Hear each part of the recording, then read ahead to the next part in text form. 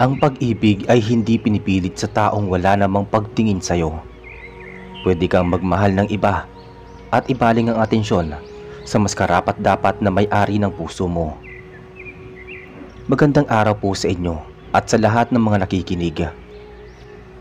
Ako po si Vincent at gusto ko pong ibahagi sa inyo ang karanasan ng tatay ko noong kabinataan niya bago pa niya makilala ang aking ina. Noong una ay hindi ako naniniwala sa kwento ng aking ama, pero noong marinig ko mismo sa kanya ang buong pangyayari ay doon pa lang ako naniwala na talagang may aswang at totoong ang kapangyarihan ng pambabarang. Taong 1989, nanirahan sa probinsya ng Divila si Tatay Albert kasama ang kanyang mga magulang. Ikalima siya sa kanilang 6 na magkakapatid at siya na lamang ang natitirang nag-aaral. Lahat ng kanyang makapatid ay nagkaroon na ng sariling pamilya. Nasa 14 na ang edad niya noong mga panahong iyon. Hindi naman pihikan sa babae si Tatay Albert. Ang totoo, isa siyang matinik na babaero. Marami siyang babaeng napaiyak, lalong-lalo na noong binatilyo pa lamang siya. Minsan pa siyang pinaputukan ng baril ng mga magulang ng kanyang nililigawan at kamuntik na din siyang masaksak ng itak dahil sa maling akusasyon na di umano ay nabuntis niya ang nobya. Pero kinalaunan ay nabunyag din ang katotohanan na lumandi pala ito sa ibang lalaki at ang lalaking yun ang nakabuntis sa kanya. Nabawasan ang pagiging babaero niya noong maging konsorte siya sa Flores de Mayo at nakapareha niya ang isang magandang babaeng nagngangalang Soledad. May kaya sa buhay ang pamilya ni Soledad. Mga dayo lamang sila sa probinsya at nagmula sa may syudad. Medyo may kabataan si Soledad kay Tatay Albert. Nag-aaral pa lang ito sa unang bahagi ng sekundarya, samantalang si Tatay Albert naman ay nasa ikatlong bahagi ng sekundarya. Hindi nagtagal ay naging magkaibigan sila at lumalim ang nararamdaman ni Tatay Albert kay Soledad. Kaya sinubukan niya itong ligawan, kaso ay nag-alangan siya noong una. Dahil may pagka-istrikto ang mga magulang ng dalagita at hindi pabor sa kanya, sapagkat mahirap ang pamumuhay ng pamilya ng tatay ko. Pero nagtiyaga sa panliligaw si Tatay Albert. Sumabay siya sa mga manliligaw ni Soledad na maraming mga dalang pagkain at kinuha din niya ang loob ng mga magulang ni Soledad. Kaya hindi nagtagal ay nagustuhan na rin siya ng mga ito. Kaso ay dumating ang isang mayamang karibal ni Tatay Albert na nagngangalang Juanito at isa ring dayo na buhat sa malayong lugar. Nasilaw ang pamilya ni Soledad sa magara nitong kotse pati sa mga mahal at galante nitong ibinibigay ng mga pagkain at tsokolate. Nalaman pa nila nga may-ari ng malawak na taniman ng palay at mais ang mga magulang ni Juanito sa malayong lugar. Kaya naman, sinulsulan nila si Soledad at mas pinaboran si Juanito kaysa kay Tatay Albert. Wala namang nagawa si Soledad kahit unti-unting nahuhulog ang loob niya sa aking ama, mas pinili niyang sundin ang kanyang mga magulang. Sinagot niya si Juanito kahit wala siyang nararamdaman para dito. Noong malaman iyon ni Tatay Albert ay sumama ang loob niya kay Soledad. Hindi niya ito pinapansin kahit nakikita sila sa paaralan. Dumalas ang pagsama niya sa kanyang mga barkada at napabayaan ang pag-aaral. Umalik din siya sa pagiging babaero at humanap ng mga babaeng panakipbutas para makalimutan si Soledad. Nabahala ang mga magulang ni Tatay Albert. Nagawa pang umuwi ng kanyang panganay na kapatid na si Tio Agustin at inalamang tunay na kalagayan nito. Si Tio Agustin kasi ang pinakamalapit kay Tatay Albert at dito lamang siya nakikinig sa tuwing pinapayuhan siya nito. Isang araw ng Sabado ay nasorpresa si Tatay Albert pagkakita niya kay Tio Agustin na biglaang napauwi sa kanilang bahay. Nasermonan siya nito ng paulit-ulit nang malaman ang buong pangyayari kung bakit siya lumiliban sa klase at mas pinipiling makipagbarkada pati panluloko sa ibang babae. Hinikayat siya ni Tio Agustin na bumalik sa pag-aaral dahil iyon lamang ang kanyang mabibigay sa kanya pati ng mga magulang. Ipanaalala pa ni Tio Agustin na maswerte si Tatay Albert dahil ang dalawang nauna nitong mga kapatid ay hindi man lang nakaabot sa sekundarya at nakipag-asawa na. Doon palang naliwanagan ng isip ng aking ama. Naglaan ng 2 araw si Tio Agustin sa kanilang bahay bago bumalik sa baryo, Consolacion. Bumalik si Tatay Albert sa paaralan.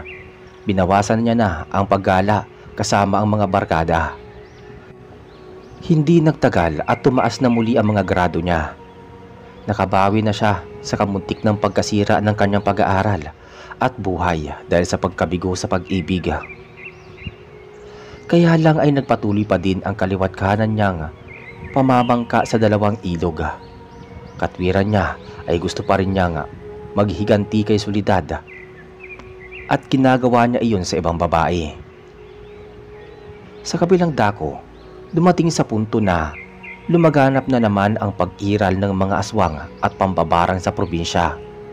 Halos linggo-linggo ay merong mga bangkay ng mga tao na matatagpuan na may malalalim na sugat at hiwa sa mga dibdib at tiyan. Nawawala ang kanilang mga puso at atay habang luray-luray ang mga bituka. Bukod doon, ang mga magkakapit-bahay at ibang residenteng may alitan ay isa-isang nagkaroon ng mga karamdaman at pinapatay ng mga insekto sa loob ng kanilang mga katawan. Nangamba ang karamihan sa mga residente. Ang iba sa kanila ay nangingibang bayan at ang iba naman ay naglalagay ng mga proteksyon sa kanilang mga tahanan. Kahit ang mga kabataan ay pinagbabawalang gumala sa gabi sa takot na baka madagit ng mga aswang. Pinapaiwas din sila sa ibang mga dayo at baka mapag-interesan mabarang pa sila nang wala sa oras. Lumipas ang 1 taon at nakaabot sa ika-4 na baitang si Tatay Albert. Kapansin-pansin na napaghihiwalay niya na ang kanyang mga pinagsasabay-sabay na mga kasintahan. Medyo nagbago ang pananaw niya sa buhay at nagseryoso siya sa pag-ibig at tumigil sa pambababae noong makilala niya si Cecil na aking ina. Kamag-aral siya ni Tatay Albert. May katapangan ito at siya lamang ang nakasisindak sa tatay ko para tigilan ang panluloko sa mga naging kasintahan nito. Humanga si Tatay Albert sa pagiging prangka ni Cecilia. Kahit na may katapangan, meron din itong iba pang katangian tulad ng pagiging mabait, mapagbigay at palakaibigan. Kaya naman hindi malayong nahulog ang loob niya para dito. Nakatira ito sa may kalayuan sa mismong bayan at matatagpuan sa gawing bundok. Nainis ang mga magulang ni Tatay Albert kung bakit sa dinami-dami ng mga mapupusuan nitong babae, iyon pang nakatira sa bundok. Baka daw isa itong aswang, kaya sa malayong lugar naninirahan. Pinabulaanan naman iyon ng tatay ko at sinabing hindi aswang si Cecilia, sadyang may kalayuan lamang ang bahay nito. Noong mga panahong yon ay madalang ang mga sasakyan sa lugar ni Tatay Albert. Kaya naman walang ibang paraan kung hindi ang maglakad. Pero dahil sa may mga alagang kabayo at baka ang kanyang mga magulang, bilang panghanap buhay ay gumamit siya ng kabayong masasakyan tuwing bumibisita sa bahay ng kanyang nililigawan.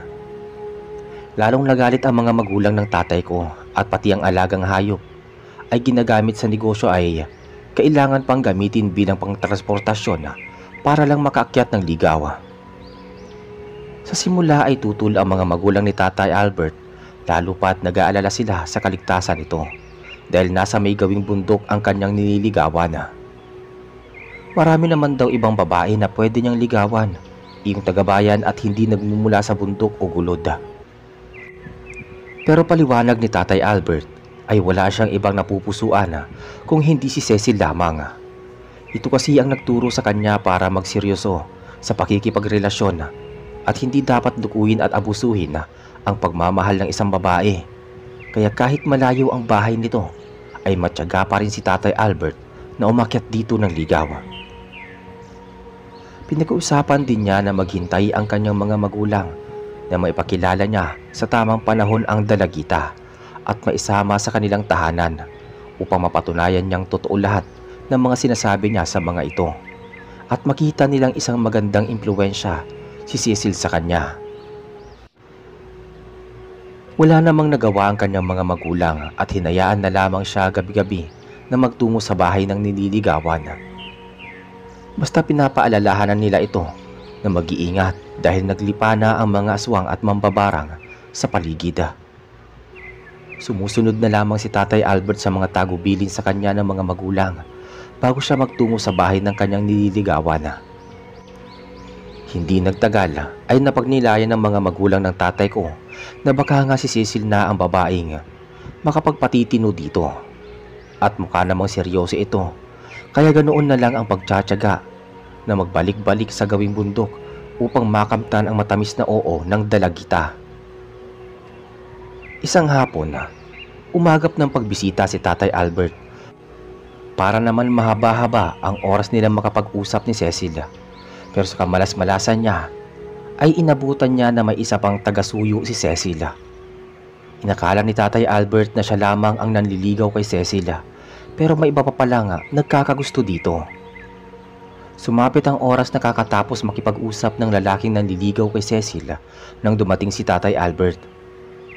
Nagpakita siya sa binata at agad siyang ngumiti dito. Ginantihan naman siya ng ngiti ng lalaki bago nagpaalam kay Cecil. Maya-maya ay kinausap nito si Tatay Albert sa isang tabi. Tumugon ang tatay ko at bahagya silang lumayo kay Cecil. Nagtungo silang dalawa sa isang tabi. Nagpakilala ang binata bilang si Edgardo, na kababata ni Cecil. Inamin niyang matagal na siyang may lihim na pagtingin kay Cecil, kaya noong makahanap siya ng pagkakataon ay niligawan niya ito. Wala namang kaso kay Tatay Albert at wala naman siyang sama ng loob. Mahaba ang pasensya niya at hindi rin siya makasarili. Natural naman kasing maganda si Cecil at tumagdag pa ang kanyang taas at tindigan, kaya posibleng maraming lalaki ang nagkakagusto sa kanya. Nabanggit ni Tatay Albert kay Edgardo na walang masamang tinapay sa kanya at igagalang niya kung sino man ang pipiliin sa kanilang dalawa ni Cecil. Tatanggapin niya iyon nang maluwag sa kanyang damdamin. Nakipagkamay pa siya kay Edgardo at nagpamalas ng pagiging palakaibigan. Ngumiti at nagpasalamat si Edgardo sa kanya. Nabanggit niya na mabuting tao si Tatay Albert. Magalipas ang ilang sandali ay nagpaalam sa kanya pati kay Cecil si Edgardo. Samantalang tumuloy naman si Tatay Albert sa loob ng bahay kung saan nakadaupang palad niya ang mga magulang ni Cecil. Mabait at magiliw sa bisita ang mga mag-asawa. Hinayaan nilang makapagsulong makapag-usap ang dalawa sa gawing sala. Inabot ng alas 7 ng gabi si Tatay Albert dahil napasarap ang kwentuhan nila ni Cecil. Kaya naman minabuti siyang alukinga makapaghapunan ng mga magulang ni Cecil sa kanilang bahay. Pinaunlakan naman niya ang pangalok ng mga magulang nito at doon na siya naghapunan. Naghanda ang mga ito ng ginisang gulay at kamuting kahoy. Kahit simple lamang ang ulam ay masarap pa rin iyon sa panlasa ni Tatay Albert. Lumaki din naman siya sa hirap at hindi siya maarte sa pagkain. Tumutulong din siya sa pagliligpit ng pinagkainan at pagkatapos ay saka siya nagpaalam sa mag-anak na naglakbay na pababa ng bundok.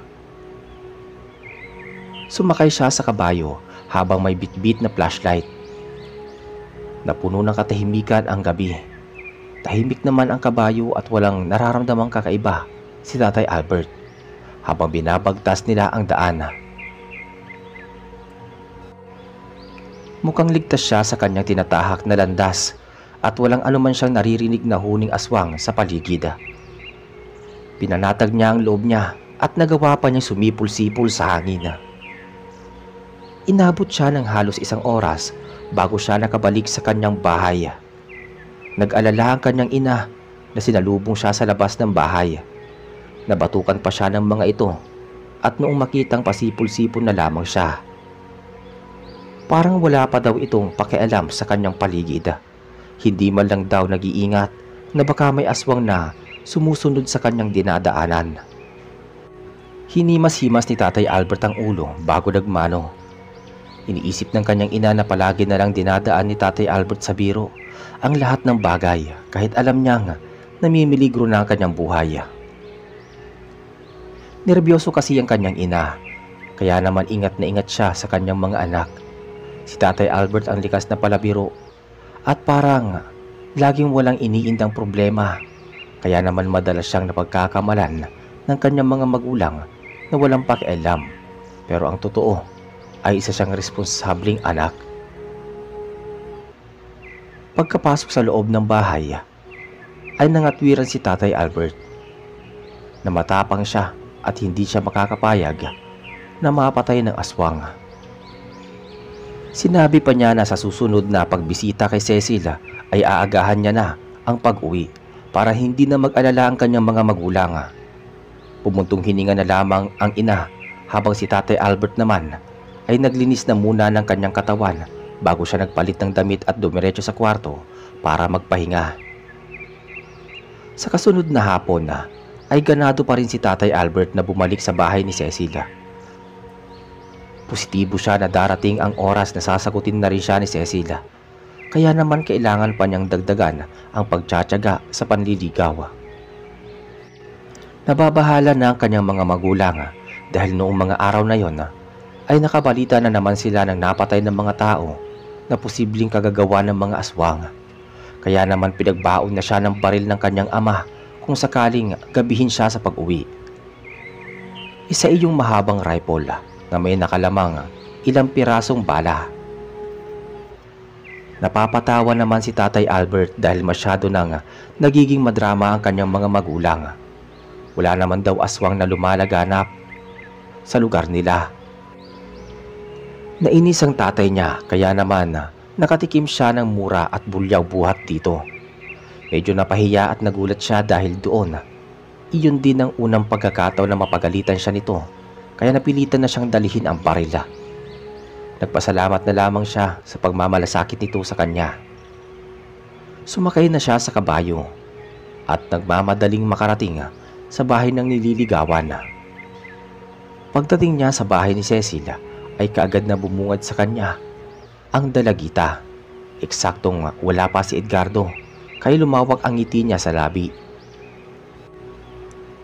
Malaking pagkakataon iyon upang mahabang oras ang mailaan nila sa isa't isa. Matagal silang nag-usap ni Cecil at nasorpresa pa si Tatay Albert nang magseryoso sa pagsasalita si Cecil at ipinahayag nito ang kanyang tunay na nararamdaman. Kinabahan ng tatay ko na baka hindi siya piliin ni Cecil at tuluyan na itong lumayo sa kanya, ngunit taliwas pala ang iniisip niya. Walang paglagya ng kasiyahan ni Tatay Albert nang mismong marinig niya ang malamyos na tinig ni Cecil at nakamit niya ang matamis na oo nito. Ipinagtapat ni Cecil na noong una ay nayayabangan siya sa ugali ng tatay ko, pero nung magsimula na itong manligaw ay nakita niyang mabait at maginoo ito. Tumigil na din sa panluloko sa mga babae at sinikap na magbago, kaya naman minahal niya ito ng husto. Sa sobrang kagalakan ay kinuha ni Tatay Albert ang mga kamay ng dalagita at buong pusong hinalikan. Kaso biglang naalintana ang mga sandaling yon nang mapukaw ang atensyon nila sa presensya ni Edgardo na nakatayo sa may bukas na pinto. Gulat na gulat ang mata nito. Nasaksihan niya ang lahat ng pagpapahayag ng pag-ibig ng dalawa, kaya sumilay sa isip niya na pinagtaksilan siya ni Cecil. Hindi man lang siya hinintay bago ipagtapat ang tunay na nararamdaman. Binaliwala nito ang kanyang pagmamahal at mas pinili pa nito ang lalaking hindi pa lubusang kakilala ang buong pagkatao, at dahil doon ay sumulak ang galit at inis sa kanyang muka. Maya-maya pa biglang tumulo ang mga luha sa mga mata ni Edgardo at binalingan niya ang mga nagbabagang mga mata. Si Tatay Albert. Lumapit siya sa mga ito at kasunod nun ay pinagbantaan niya si Cecil na hinding-hindi niya matatanggap ang ginawa nitong pagpili ng magiging kasintahan. Pagbabayaran daw nito ang ginawang pambabasted sa kanya. Sinabi pa niya na hindi niya mapapatawad si Cecil sa pagwasak nito sa puso niya. At kasunod nun ay walang anumang paalam na umalis si Edgardo, nagpupuyos sa galit. Nagimbal si Cecil gayon din ang kanyang magulang at saglit na nagtungo sa may balkonahe si Cecil, subalit hindi na niya nasundan si Edgardo.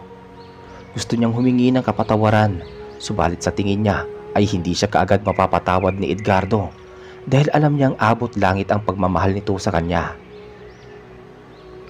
At hindi nga madidiktahan ang kanyang puso, lalo pat iba ang tinitibok nito.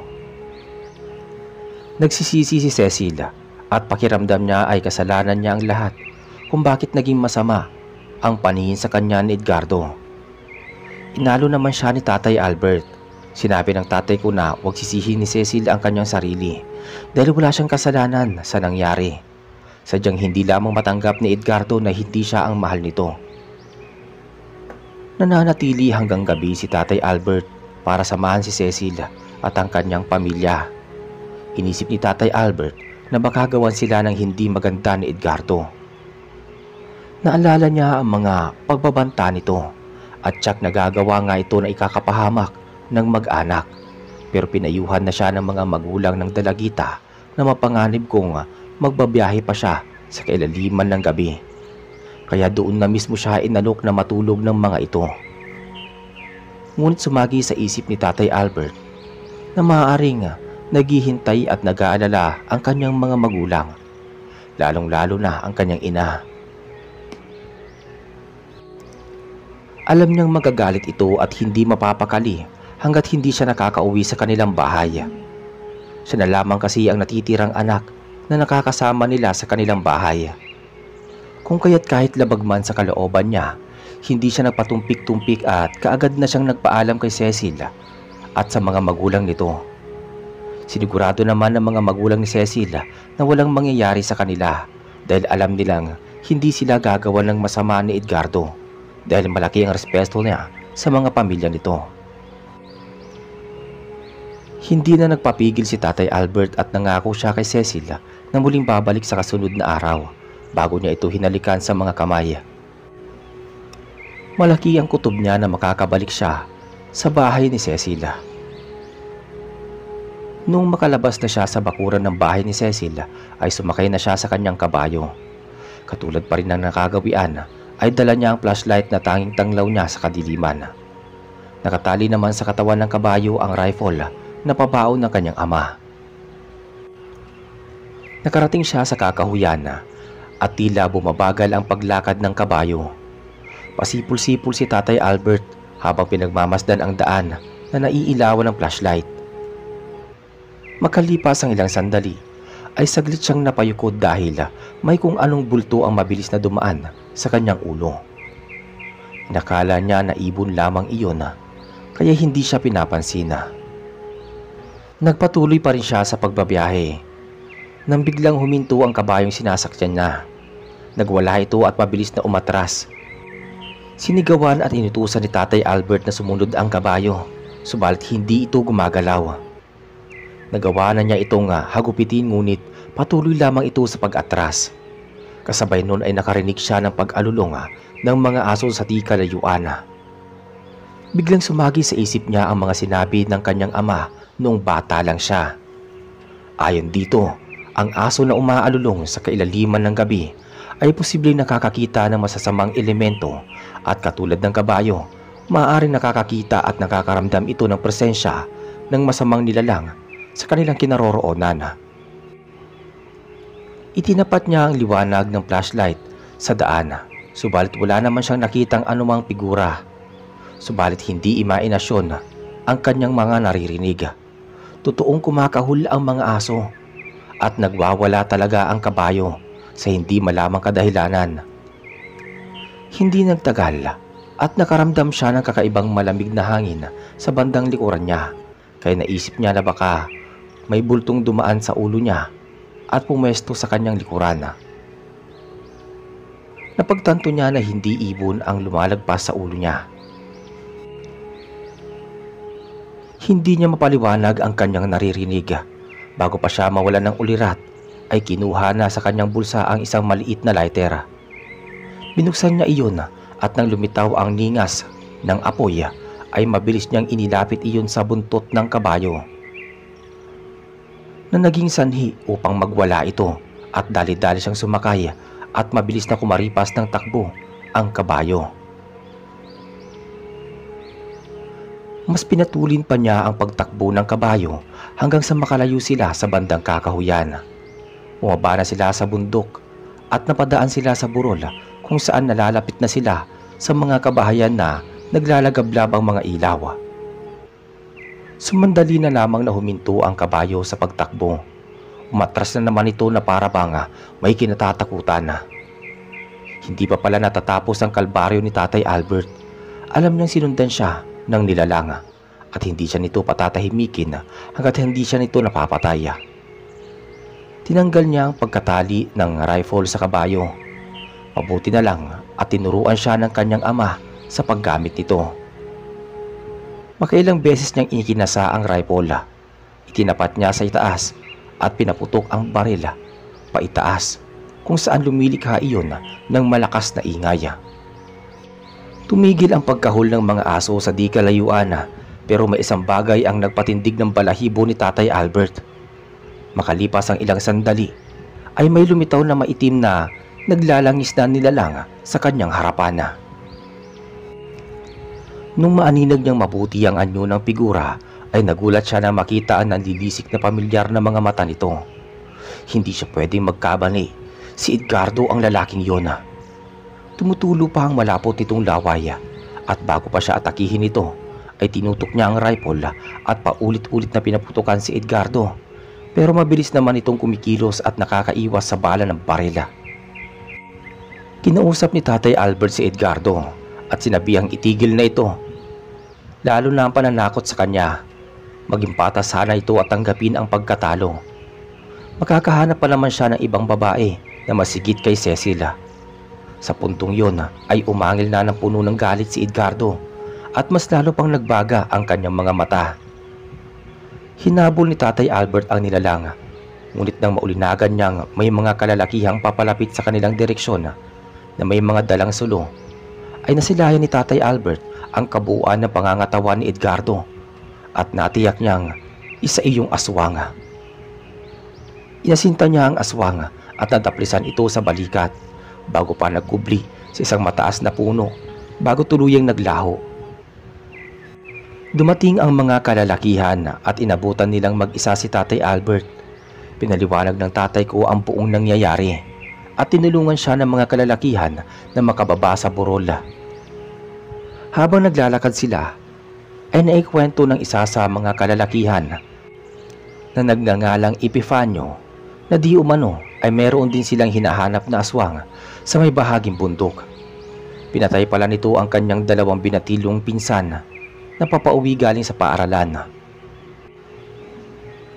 Nakita na lamang niya ang naliligo sa dugong bangkay ng mga pinsan niya sa may gawing bukid.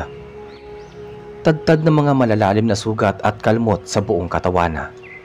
Tulad ng inaasahan ay parang hiniwa ng matalas na kuko ng aswang ang tiyan ng mga to. Kaya naman kaagad niya pinagsama ang mga kalalakihan upang tugisin ang nilalanga. Naisip ni Tatay Albert na maaaring si Edgardo ang aswang na matagal nang pumapatay sa probinsya.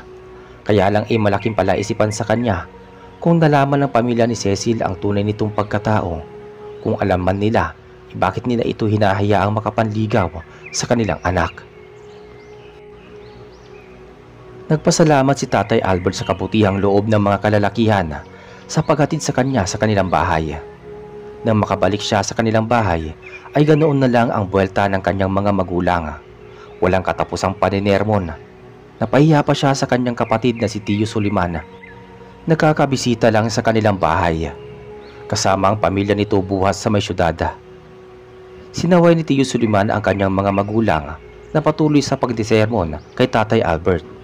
Ang mahalaga daw ay nakauwi ito ng ligtas, walang natamong sugat buhat sa aswang. Humingi naman ng paumanhin si Tatay Albert dahil ginabi siya ng pag-uwi para maprotektahan at mabantayan ang pamilya ng kanyang nililigawan sa kami ng manliligaw na aswang. Matapos ang kanilang pagdidiskurso ay nagpahinga na silang lahat. Kinabukasan na bahala ang ama ng tatay ko dahil nabubuhay pa ang aswang at posibleng balikan nito si Tatay Albert. Upang mapaghigantihan, Kaya matapos niyang magsaka kinahapunan ay hindi na muna niya ito hinayaang makabalik sa bundok. Nung kasunod na araw ay sinamahan niya na si Tatay Albert na magtungo sa bahay ni Cecilia para na rin formal na makilala ang dalagita at ang pamilya nito. Pagkarating nila sa bahay ng dalagita ay sinalubong sila ng mga magulang nito at hindi na sana sila papapasukin dahil sa kalagayan ni Cecilia. Masama daw ang pakiramdam nito pero nagpumilit si Tatay Albert kaya naman pinapasok na silang mag-ama. Ganun na lang ang kinagulat nilang mag-ama nang makita na namumutla si Cecilia habang sumusuka ng mga uod sa mga palanggana. Nagkakaganon na pala ang dalagita noong nakaraang gabi na hindi bumisita si Tatay Albert. Dinala na si Cecil ng kanyang mga magulang sa albularyo at maging sa magagaling na manggagamot at ang tanging na isagot lamang nila ay binarang ang dalagita at hindi nila kaya mapagaling dahil malakas ang ginagamit na pambabarang nito. Nalaman ng mga magulang ni Cecil na lalaki ang may kagagawa ng pambabarang. Dulot ng matinding galit at paghihiganti kaya binarang si Cecilia. Hinala ng mga magulang ni Cecil ay si Edgardo ang may kagagawa nito.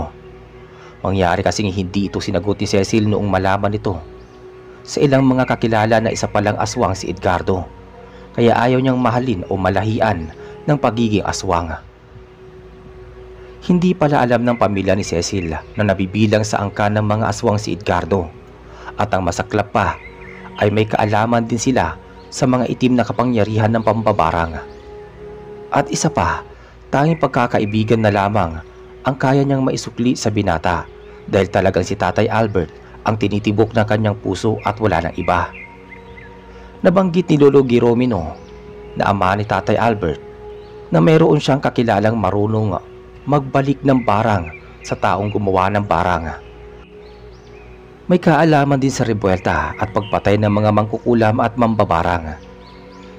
Kaya naman, saglit na muna kaming nagpaalam sa kanilang mag-anak at bumaba ng bundok. May kalayuan din ang bahay ng kakilala ni Lolo.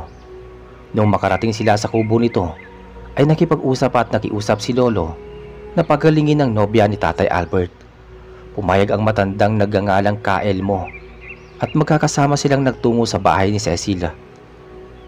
Mabuti na lamang at may kaalaman sa pangontra sa pambabarang si Kaelmo. Inutusan niya ang mga magulang ng dalagita na kumuha ng sangkap na gagamitin niya sa ritual. Agad namang rumisponde ang mga magulang ni Cecilia at ibinigay lahat ng kanyang mga kailangan. Sinimula ni Kaelmo ang ritual sa pamamagitan ng orasyon at pagpahid ng kakaibang langis sa katawan ng dalagita. Meron pa siyang likidong ipinapainom dito na nagiging dahilan upang patuloy itong magsuka. Dire-diretso ang pagsuka niya ng uod at talagang nakakadiri dahil mga buhay na uod iyon na gumagapang sa malaking palanggana kasama ang malalapot na laway. Nakaagapay si Tatay Albert kay Cecilia habang walang patid ang pagsusuka at pagluluha nito. Medyo bumagsak na rin noon ang timbang ni Cecilia at humpak na ang kanyang pisngi. Pakiramdam ni Tatay Albert ay nag-aagaw buhay na ang kanyang nobya. Makalipas ang ilang sandali ay sumuka ng maitim na mabahong likido si Cecilia bago pa tuluyang mawala ng malaya. Sinigurado naman ni Kaelmo na nasa ligtas na kalagayan na si Cecilia at natanggal niya na ang barang sa katawan nito. Nagawa niyang ibalik ang barang kay Edgardo na siya mismo ang salarin sa lahat ng nangyari. Anumang oras ay pwedeng bawian ng buhay si Edgardo dulot ng pagbalik sa kanya ng malakas na barang. Nagawang magpalipas ng gabi ng mag-ama sa bahay ni Cecilia. Panatag sila na maiwan si Lola Maria sa bahay dahil kasama naman ito ang mag-ina at mag-anak ni Tio Solimana. Nung sumunod ay unti-unti na ring bumalik ang lakas ng dalagita. Kahit medyo nahihilo pa rin siya, ay inaalalayan siya ng kanyang mga magulang pati ni Tatay Albert. Nagpasalamat ang mga magulang ng dalagita kay Kaelmo pati ang mag-ama kaya pinapaunan pa sila ng mga espesyal na kakanina bago sila bumiyahe pabalik sa kanilang bahay. Humiwalay si Kaelmo sa mag-ama. Pagka-uwi naman ng mag-ama ay pinagtapat nila sa kanilang pamilya ang nangyari, kung kung bakit hindi agad sila nakauwi. Naliwanagan naman si Lola Maria at nawala ang labis niyang pag-aalala sa mag-ama. Humanga si Tio Suliman sa dedikasyon at pagmamahal ni Tatay Albert kay Cecil. Sadyang tinamaan daw talaga ito ng pag-ibig sa kanyang katawan. Sa mga sumunod na araw ay nabalitaan na lamang ng mga residente, partikular na ang pamilya ni Cecil, na nang ibang bayan na ang pamilya ni Edgardo matapos nadapuan ng matinding karamdaman at namatay si Edgardo, at teorya pa ng iilan sa nakakita dito na mukhang binarang ang binata at halos butot balat na ito na nag-aagaw buhay. Naawa naman si Cecil sa naging kalagayan ng kanyang kababata, subalit wala naman siyang nagawa dahil alam niyang ang barang na iyon ang naging mitya rin ng kanyang buhay. Pinagdasal niya sa Diyos sa kabila ng malaking kasalanang nagawa sa kanya ni Edgardo ay mapatawad niya ito kahit na sa kabilang buhay na ito. Napagtanto niya na walang magandang idudulot ang pagiging makasarili at paghihiganti sa larangan ng pag-ibig. Kaya naman hindi pinagsisisihan ni Cecil ang kanyang pasya na piliin si Tatay Albert bilang kanyang kasintahan. Nagtapos ng pag-aaral sa sekundarya ang magkasintahan. Pinag-aral sa malayong lugar si Tatay Albert ng kanyang pangalawang kapatid na si Tio Pablo. Nakapag-aral ng 2 taong kursong kolehiyo si Tatay Albert at kahit papaano ay nagkaroon siya ng trabaho. Samantalang si Cecil naman ay pinagtulong-tulungan ng kanyang mga magulang at mga kamag-anak na makapag-aral sa may syudad ng 4 na taong kurso sa kolehiyo. Mas naging maganda ang kanyang naging buhay noong makapagtapos siya sa kolehiyo at maging lisensyadong doktor bago siya bumalik sa kanyang probinsya. Dumating ang panahon at talagang sina Tatay Albert at Nanay Cecil na ang nakatadhanang magkatuluyan. Lumipas pa ang ilang buwan ay naisipan na rin nilang magpakasal noong nakaipon na sila ng sapat na pera. Namanhikan ang pamilya ni Tatay Albert at nakita naman ng kanyang mga magulang na talagang isang mapagkakatiwalaan at mabuting babae si Nanay Cecil. Kaya naman madali na nila itong natanggap at hindi nagtagal ay nagpakasal nga silang dalawa at kaming dalawa ng kapatid kong si Kuya Enyiro ang naging bunga ng kanilang pagmamahalan. Hanggang dito na lamang po ang kwento ni Tatay Albert at nawa ay nakapagbigay ito ng inspirasyon at kilabot sa mga taga-subaybaya. Maraming salamat po sa inyong pakikinig. Hanggang sa muli.